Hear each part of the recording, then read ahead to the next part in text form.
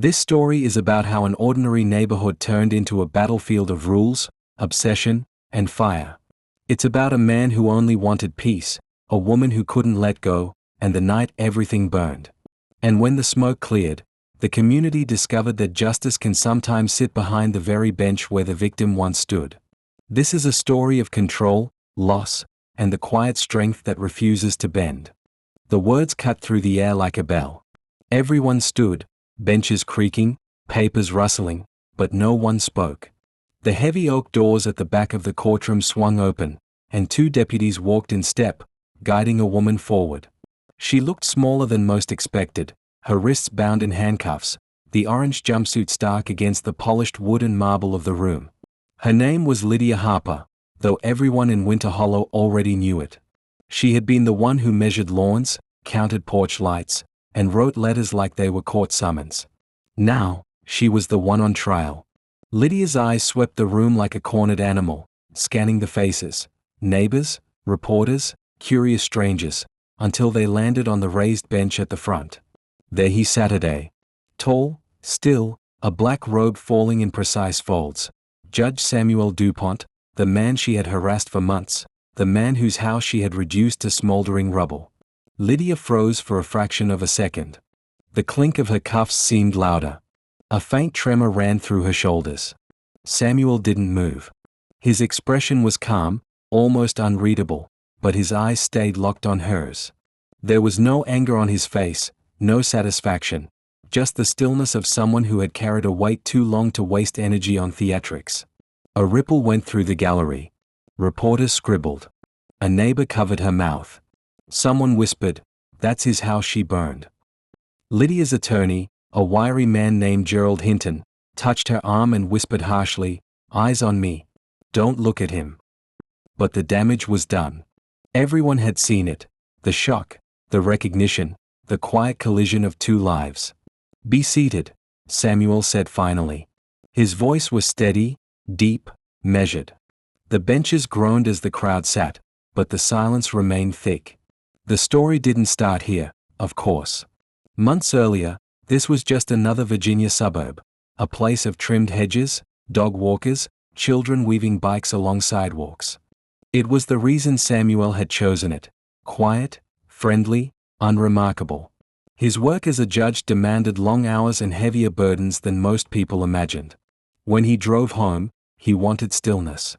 He bought a brick two-story on a quiet lane in Winter Hollow, close enough to Richmond to reach the courthouse, but far enough to feel like the world could shrink to a porch and a cup of coffee. At first, it was exactly that. Neighbors waved. He waved back. He kept his lawn neat, his porch swept, his roses clipped. He was the kind of man who believed a home was a sanctuary. Then Lydia Harper appeared. She introduced herself with a handshake and a clipboard. President of the Homeowners Association. At first, it was small things, a reminder about trash bins, a note about lawn care. Samuel didn't mind. Rules were rules. But there was something about her tone, something tight, as if she carried each bylaw like a badge and each reminder like a weapon. Their first real clash came one summer evening. Samuel was watering his front garden when Lydia marched up the driveway. "Judge Dupont," she said briskly, skipping pleasantries, "your porch light stays on past 11. It violates the bylaws." Samuel turned off the hose, eyebrows lifting slightly. "Good evening to you too, Miss Harper. It's on a timer for security. It goes off around midnight." "The rules say 11, she replied, her lips thin, clipboard clutched like a shield. He studied her for a moment. Decades in courtrooms had taught him to read people. She wasn't just enforcing rules. She was testing him. "Noted," he said finally. "I'll check the settings." A week later, another letter appeared, hedges above regulation height. Then, mailbox color inconsistent. Samuel laughed the first few times. "If this is the worst thing in my life, I'm lucky," he told his friend Victor Daniels over the phone. Victor chuckled. "She sounds like the kind of person who carries a ruler to a barbecue." "She might," Samuel said, smiling. But the smile didn't last. By the fourth letter, the tone had changed. Neighbors began to notice too. Carol Bennett, a retired teacher 2 houses down, leaned over at the mailbox one morning and said quietly, "She doesn't treat anyone else like this. Just you. It's strange." Samuel shrugged. "Maybe I just got unlucky." "Unlucky doesn't send 3 letters in a month," Carol said, her brows knitting. One evening, Jenna, Samuel's younger sister, came by for dinner. She spotted the stack of envelopes on the counter and flipped through them. "All this from her?"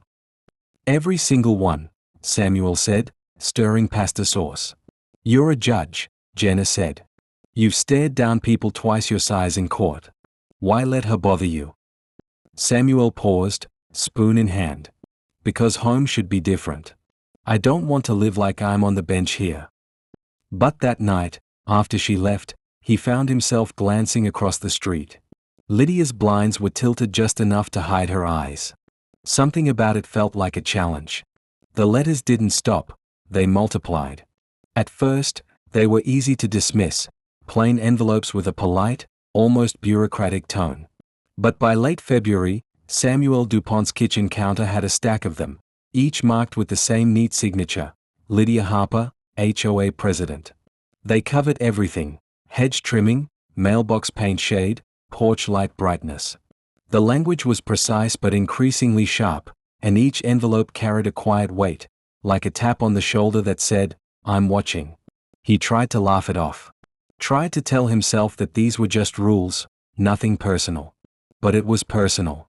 The neighbors start to notice.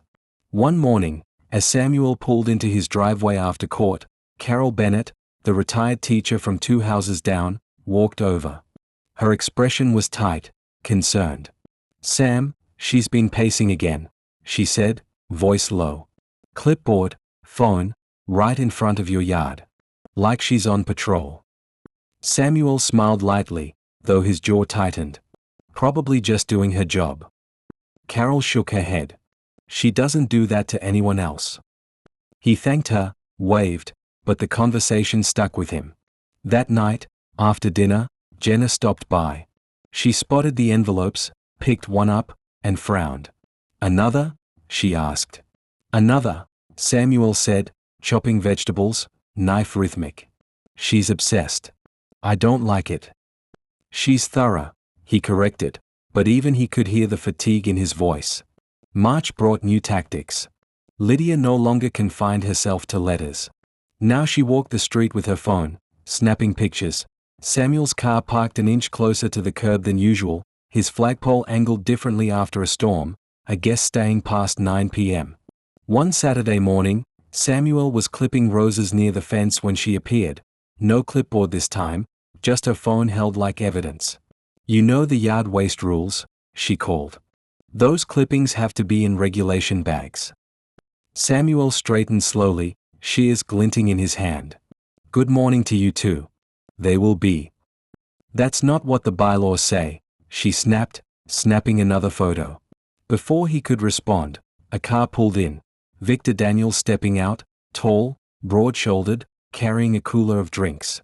"What's going on?" Victor asked, scanning the scene. "Ensuring compliance," Lydia said stiffly.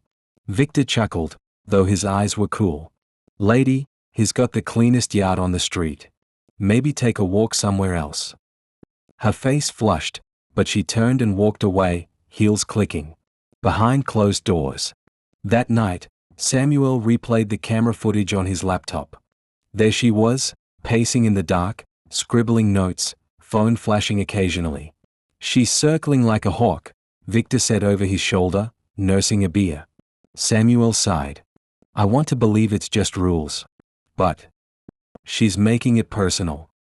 Feels like it." Jenna stopped by later, scrolling through the footage with them. "This isn't normal, Sam. You need to document everything." "I am." "Good. Because something's off about this woman. It's like she's trying to make you snap." Public friction. At the March HOA meeting, the tension turned public. The community center buzzed with chatter about landscaping and budgets, but when Lydia took the floor, her eyes swept the room and landed squarely on Samuel. "There are residents who think the rules don't apply to them," she said, her voice cool and sharp. Titles don't excuse violations. This community is built on standards, and I intend to enforce them. Murmurs rippled through the crowd. Carol stood, voice steady. Lydia, Sam's done more for this neighborhood than anyone. He's shoveled snow, fixed fences. Good deeds don't erase violations, Lydia cut in. Rules are rules. Samuel stayed seated, but his calm voice carried. Miss Harper, I've respected this community. I've respected you. But you've made your point. Let's not turn neighbors into enemies. A silence fell. Lydia's lips tightened. She said nothing more. Pressure mounts. Over the next weeks, the behavior deepened. Lydia's walks became longer, her notes more frequent. Sometimes she stopped in front of his house and just stared. One night, Samuel came home late to find a rock on his welcome mat. The cameras showed a shadow slipping away. This isn't about lights or lawns anymore, Jenna said the next morning, flipping through the images. Samuel rubbed his temples. No, it's not. The calm before the storm. By April, the tension had seeped into the air like humidity. Samuel kept working, kept smiling in court, but the weight followed him home. Even simple acts, watering the garden, bringing in groceries, carried a sense of being observed. Neighbors spoke in softer voices now. A young couple 2 doors down whispered, "She just stands there at night, watching." Victor dropped by more often, always watchful. "She's looking for something, Sam. Don't give her a reason." Samuel nodded but said nothing. He was beginning to understand. This wasn't about bylaws. It was about control. And though he didn't know it yet, this was just the middle ground, the quiet before the heat, before the smell of smoke that would turn their cul-de-sac into a crime scene. By early spring, the conflict was no longer quiet. It was there in the set of Samuel Dupont's shoulders when he came home from court. It was there in the way neighbors spoke in lowered tones, glancing toward the neat, manicured yard across the street. Lydia Harper was no longer just enforcing rules, she was circling like a hawk. The letters became sharper. The language less formal, more pointed. Non-compliance. Violations. Disruption of community standards. Neighbors started comparing notes, some finding complaints slipped into their own mailboxes, but nothing compared to the intensity directed at Samuel. One Friday afternoon, Samuel arrived home late. He loosened his tie as he walked up the driveway and noticed something on the welcome mat, a small rock. It wasn't much, but the cameras showed a figure slipping away into the dark, shoulders stiff, phone glowing. Lydia? He didn't even need to ask. The next morning, his sister Jenna confronted him over breakfast. "This isn't about bylaws anymore," she said, dropping a folder of letters onto the table. "It's harassment." Samuel stirred his coffee. "I'm documenting everything." "You think that's enough?" she asked. "She's testing you. You can feel it, can't you?" He looked at her, silent. He could. The next HOA meeting was tense. The community center was full, dozens of residents discussing pool maintenance, landscaping, contracts. Samuel stayed near the back, quiet, while Lydia sat at the head of the room, papers stacked like weapons. "I want to address repeated violations," she said suddenly, her voice carrying. "There are residents here who treat this community as if the rules do not apply to them. They think a title gives them immunity. That ends now." Murmurs swept the room. Everyone knew who she meant. Carol, the retired teacher, stood. "With all respect, Lydia, Samuel has done more for this community than anyone. He helped clear snow, fixed fences." "Good deeds don't erase non-compliance," Lydia snapped, cutting her off. "We have standards." Samuel rose slowly, buttoning his suit jacket. He didn't raise his voice. "Miss Harper, I respect this community. I've respected you. But this is no longer about rules. This is about whatever personal grudge you've chosen to carry. And I'm asking you to let it go." The silence that followed was heavy. Lydia's lips thinned, but she said nothing more. The cameras told the rest of the story.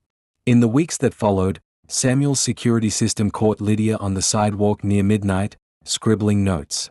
Sometimes she just stood there, staring at his house as if waiting for something. Victor Daniels saw the footage one night when he dropped by. "She's circling," he said grimly. "Like she's waiting for you to slip up." Samuel leaned back in his chair. Or waiting for something else entirely. Neighbors began to murmur openly now. A young couple 2 doors down mentioned hearing her muttering as she walked, "He doesn't belong here."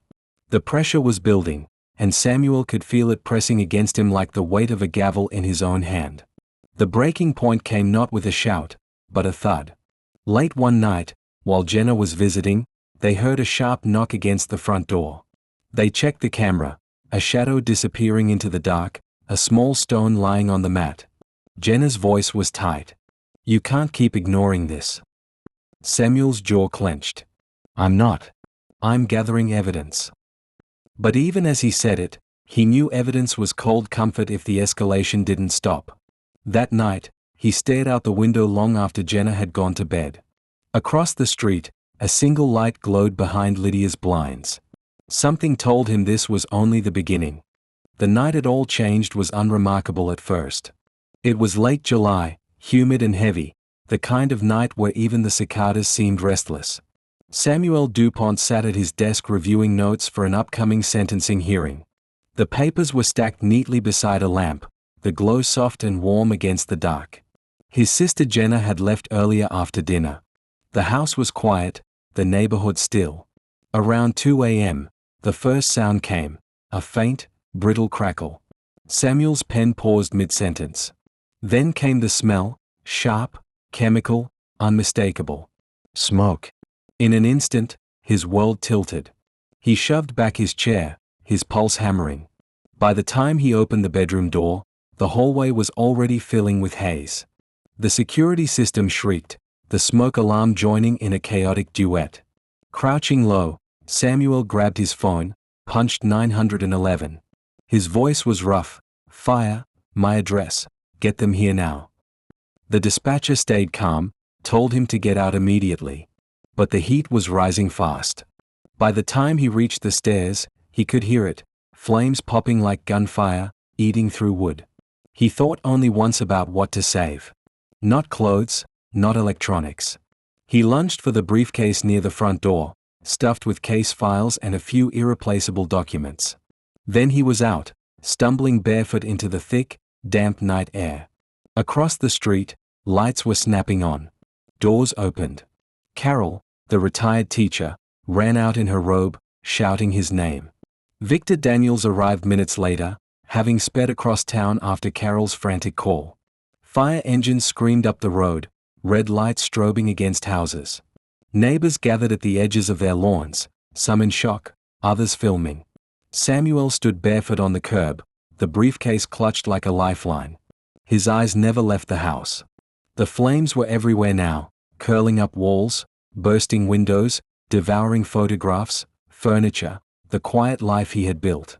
The firefighters moved with precision, hoses uncoiled, water hissing as it struck the blaze. The smell was thick, acrid, metallic. Victor gripped Samuel's shoulder. "You okay? You breathing?" Samuel nodded, coughing hard. "She did this," he said hoarsely. "I know she did." Victor's jaw tightened. "Who else?" By dawn, the fire was out. The house was nothing but a blackened skeleton, roof collapsed, windows melted, the smell of smoke clinging to everything. Investigators arrived before the sun fully cleared the horizon. 2 of them, Detective Ruben Ortiz and his partner, Maya Dunlop, walked the property with careful steps. Ortiz was stocky, seasoned. Dunlop was sharp-eyed, moving methodically. They crouched near the fence line, bagging soil samples, scanning debris. Dunlop approached Samuel, who sat on a folding chair provided by a neighbor. His clothes smelled of smoke, his hair damp with sweat. "Judge Dupont, we've found traces of accelerant," Ortiz said. "Along the side fence. Whoever set this wanted it to spread." Samuel nodded grimly. "I'm not surprised." Dunlop held up a small evidence bag. Inside was a warped plastic nozzle from a gas can. "Your security footage?" she asked. Samuel gestured toward Jenna, who had returned with a large folder. "We've been documenting everything. Letters, notes, recordings. Ortiz flipped through the papers, his expression hardening. This paints a clear picture.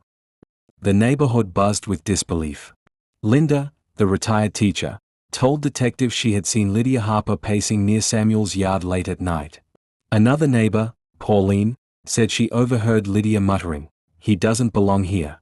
Even the teenagers down the block whispered to each other, voices carrying across the lawns, "That lady's crazy." Everyone knew she was after him. Surveillance cameras confirmed what many suspected. Around 1:45 a.m., a dark SUV had circled the block twice. At 2 a.m., it slowed near Samuel's house. The license plate was registered to Lydia Harper. When officers obtained a warrant and searched her garage, they found a half-empty gas can with residue matching the accelerant. 2 days later, before sunrise, Ortiz and Dunlop knocked on her door. "Miss Harper," Ortiz said as she opened it, "you're under arrest for arson and criminal mischief. You have the right to remain silent." Lydia didn't cry. She didn't argue. She lifted her chin, but the tremor in her hands betrayed her. Neighbors gathered at the end of the street, some whispering, others recording on their phones as Lydia was led to the waiting patrol car, wrists cuffed. Carol stood next to Victor and murmured, "She looks proud of herself." Victor's voice was tight. "She's not proud. She's dangerous."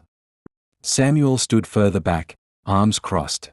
His face was unreadable, but inside he felt the weight of something deeper than loss. That night, Samuel walked the charred remains of his home. The investigators were gone, but yellow tape still fluttered in the warm air. He stepped carefully over burned boards and ash, spotting something small among the rubble, a half-burned photograph of his late wife and nephew at a summer picnic.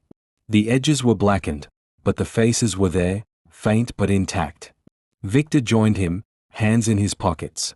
"She's going to pay for this," Victor said quietly. "You know that, right?" Samuel stared at the ruins. His voice was calm, but heavy. "Justice takes time. And it has to be fair. Even for her." Victor shook his head. "You're a better man than me." By the weekend, the story had moved beyond the neighborhood. Local news vans parked near the cul-de-sac. Reporters spoke in hushed tones. The footage of Lydia's arrest, the scorched home behind caution tape, became the image of obsession gone too far. But Samuel wasn't thinking about headlines. He was thinking about what it meant when a neighbor's fixation became something else, when pettiness turned to hate. And he was thinking about what it would feel like to see Lydia Harper again, not across a fence or at a meeting, but in his courtroom, sitting at the defendant's table. By Monday morning, the quiet cul-de-sac had transformed into a spectacle. News vans lined the street outside the county courthouse, cameras poised, reporters murmuring into microphones. The story of a homeowners association president accused of torching a judge's house was too strange to ignore. Inside, the courtroom filled quickly. Residents of Winter Hollow slipped into the gallery, whispering to each other. Some came out of curiosity, others out of loyalty, and a few simply wanted to see justice unfold. The tension was unmistakable. Through a side entrance, Judge Samuel Dupont walked in, black robe perfectly pressed. He looked like any other morning, steady, calm, unreadable, but those who knew him saw the heaviness in his eyes. Today, he wasn't just a judge. He was also the victim. The bailiff's voice rang out, "All rise." Every head turned as the heavy doors opened.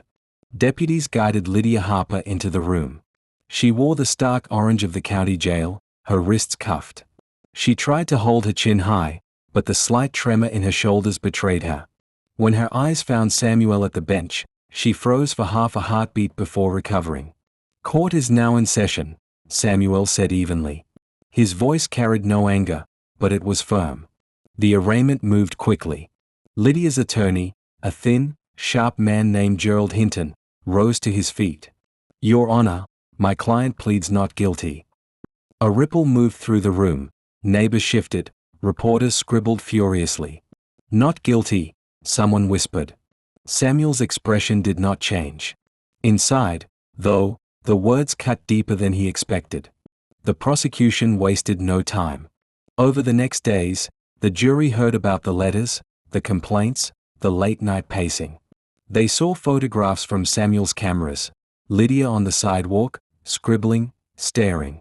They heard from neighbors, Carol describing how she'd seen Lydia muttering near his driveway, Pauline recalling the words "he doesn't belong here." Victor Daniels took the stand, his voice firm. "I've known Samuel 30 years. I told him to watch his back. We all saw what was happening. But none of us thought it would come to fire." Lydia sat stiffly, her face a mask. Sometimes she shook her head, sometimes she scribbled on a legal pad, sliding notes to her attorney. Only once did her composure crack, when the prosecutor played the 911 call. Samuel's voice echoed through the room, hoarse, coughing, urgent. The sound of alarms in the background. The jury watched Lydia closely, and even she seemed to shrink for a moment. Outside the courthouse, the story spread. Local news anchors debated it, national outlets picked it up. "The judge is the victim," one reporter said into the camera. "It's unprecedented." Inside, the pressure mounted. Gerald Hinton tried everything, questioning the camera footage, suggesting other suspects, painting Lydia as a stressed woman overwhelmed by HOA duties. But the evidence was heavy. The half-empty gas can found in her garage matched the accelerant at the scene. The SUV on camera was hers. At one point, Hinton rose and demanded a mistrial. "Your Honor, with respect, you cannot preside over this. It's a conflict of interest. My client cannot get a fair hearing in this room." Samuel leaned forward, hands folded. "Your motion is noted. It is denied.